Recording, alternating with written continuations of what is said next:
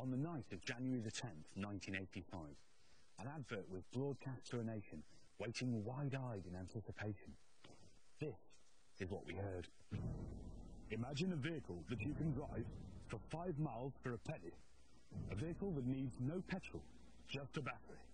And that takes the press of a button to start, the squeeze of a lever to stop. That needs no license, no road tax, and you can drive it whether you're 14 or 40. A vehicle that costs just £399. The Sinclair C5 is a new power in personal transport.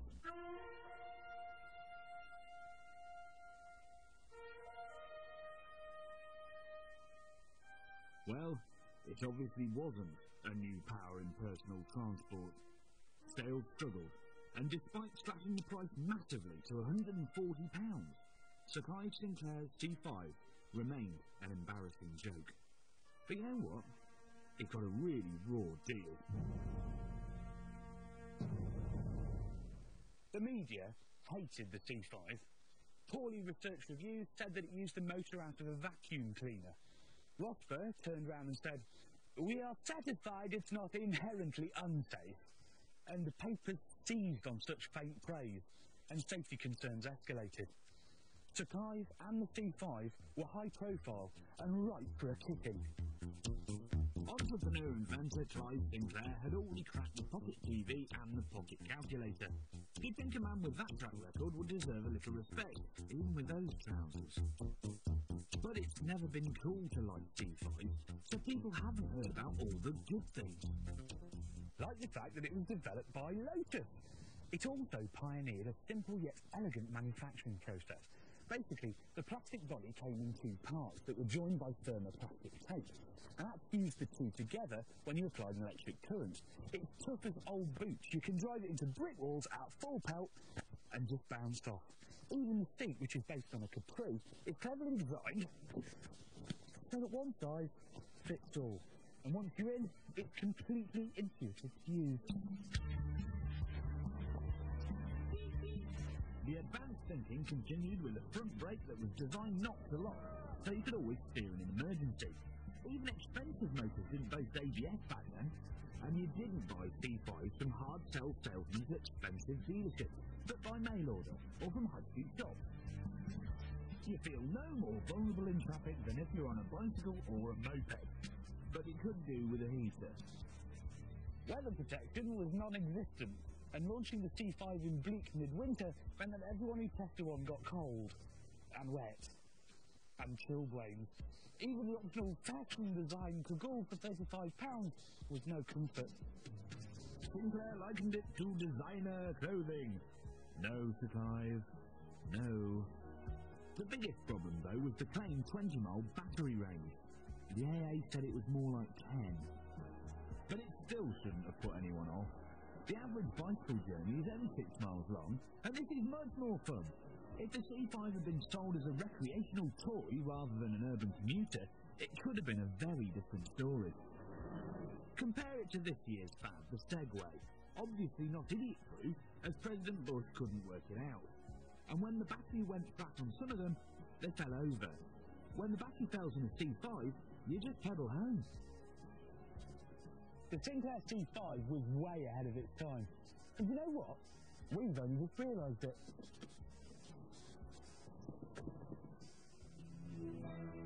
In 1986, Nissan neatly sidestepped the import quotas that restricted Japanese car sales in Britain by setting up shop in Sunderland to make the Bluebird. Not a great car, Car Magazine said. The politics are more interested in the product. But Nissan used their government grants wisely.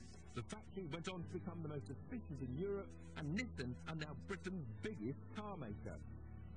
So, what did we send back to Japan? We sent our very own Tom Cruise, a young Citadel. In the 80s, he just started racing in Japan. After each race, he'd fly back home. Waiting for him on the tarmac was his car of the moment.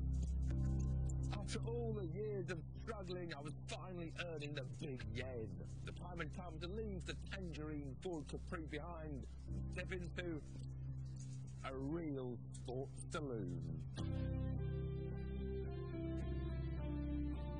the BMW 323i. Quieter and more refined than previous BMWs, it was the first to master the trick of combining achievable prestige with enjoyable driving. I was starting to take young ladies to ever fancier restaurants, and the Beamer was a much more fitting mode of transport than my orange Ford.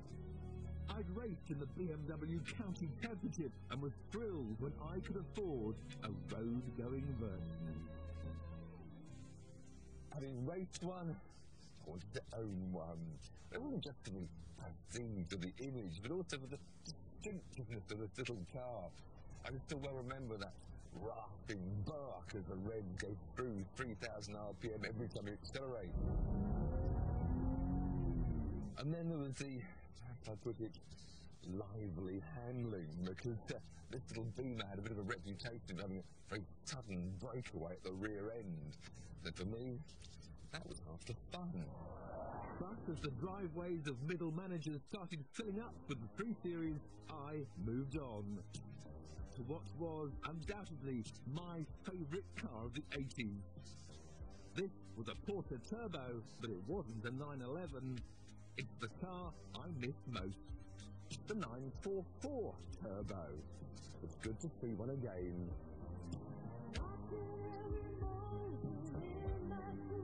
Our hero was by now racing for Porsche. His mission was to make the 944 look like a serious competition machine, which he did by winning almost half the races he entered. What a guy.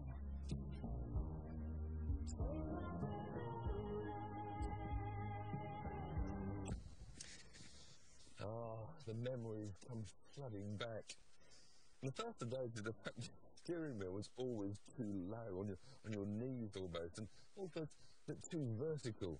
But still your thumbs were perfectly placed on the top in a tentative position. Seat held you beautifully, and you sat very low, a real racing driver's position. And the big bonus was the vast amount of luggage space, especially if you pulled the top of the rear seats down. Racing all over Europe, I could take luggage for 2, the racing kit, and for the Le Mans week, the golf clubs as well.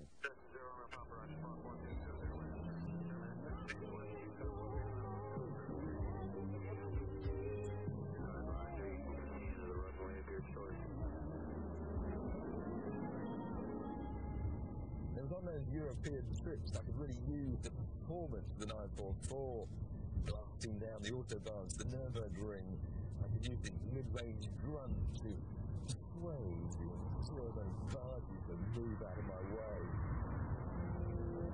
But in the battlefields of town centres like Paris, the sheer acceleration of the car would leave the Parisians staring in disbelief at this demure Porsche. The best fun I probably had was driving across the Alps and racing at Dijon when we took the long way home. And the handling of the car, the performance of it was just fantastic. And I had a smile on my face, but my girlfriend of the day and wife-to-be did complain a bit next to me. Neck. That was G40s. Today, a nice 944 Turbo can cost you just under 10 grand. And can easily live with far more modern machinery. It'll sit at 150 miles an hour all day long and get to 60 in under 6 seconds. And you know what? I really want one again. Come 1987, every galley wanted an XR or DPI, so they took them, without asking. Joyriding exploded, as did our premiums. Fast cars were guaranteed to get nicked and became practically uninsurable.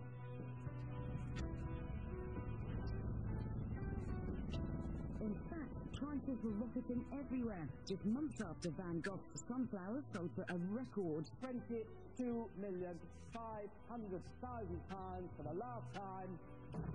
His irises went for a new record, 27 million. And when the world's rich ran out of old masters, they turned to old cars. Young men with money to